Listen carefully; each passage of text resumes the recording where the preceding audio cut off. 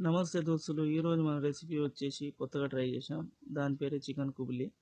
Taste అయితే చాలా బాగుంది. కానీ కొంచెం కారం అయితే ఎక్కువైంది. బట్ కారం ఎక్కువ తినే వాళ్ళకైతే ఏమి ఇబ్బంది లేదు కానీ కారం తక్కువ తినే వాళ్ళకి చాలా ఇబ్బంది.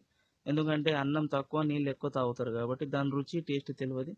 మాకైతే కొంచెం కారం ఎక్కువైంది. బట్ మాకు అడ్జస్ట్ అయిపోయింది.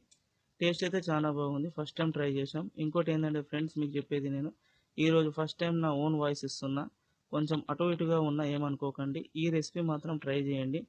ఎందుకంటే రెసిపీ అయితే బాగుంది. మేము కూడా ప్రతి ఒక్క మీకు ఇంగ్రీడియంట్స్ అర్థం కావాలని అన్నీ మీకు కరెక్ట్గా చూపిస్తున్నాను. తప్పకుండా చూడండి. దాన్ని ట్రై చేయండి. టేస్ట్ అయితే నెక్స్ట్ లెవెల్ ఉంది. కానీ కొంచెం డిసప్పాయింట్ ఏంటిదంటే కొంచెం కారం ఎక్కువైంది.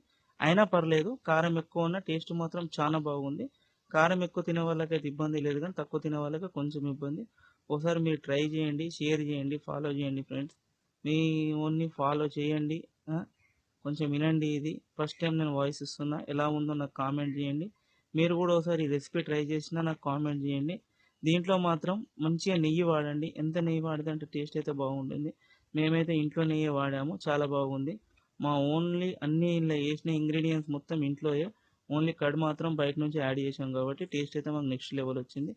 బేసికలీ అందరికీ దొరకపోవచ్చు నెయ్యి ఒరిజినల్ అనేది. మాకు మాత్రం ఇక్కడ దొరుకుతుంది కాబట్టి టేస్ట్ బాగుంది. తప్పకుండా ట్రై చేయండి ఫ్రెండ్. ఓకేనా?